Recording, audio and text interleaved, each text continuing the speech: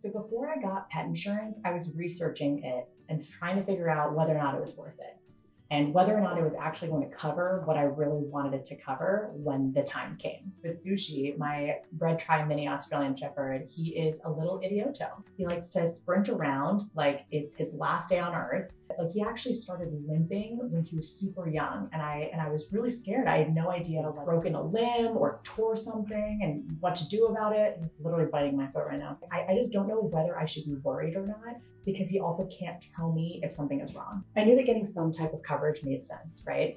And there are actually, for those of you that are interested, there are two main things that pet insurance covers: accidents and illnesses. On the accidents piece, these are things that you can't predict, right? Like these are like breaking your leg while running or getting attacked by another dog at the dog park. And then also even like swallowing a sock and needing to get it removed, or eating chocolate and getting poisoned, or God forbid, getting hit by a car. These are all accidents that can cost many thousands, if not tens of thousands of dollars. And it's always a good idea, even if they're a puppy or even when they're a senior and anything in between, to get accident insurance coverage. So that's the first piece.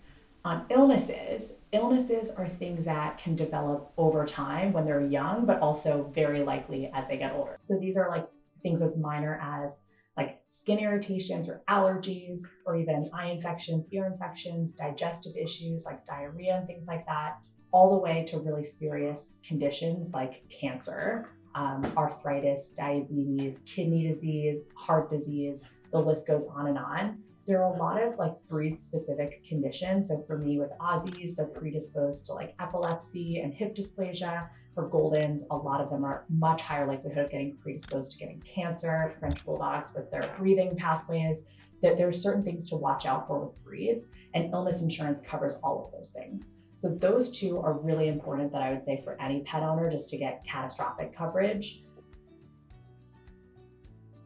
And then there's actually a third bucket of things. The third bucket is wellness. Wellness are these like routine costs that as a pet owner, you just have to pay, whether it's the annual checkup or flea, tick, and heartworm meds, or any vaccinations when they're really young, but also booster shots as they get older.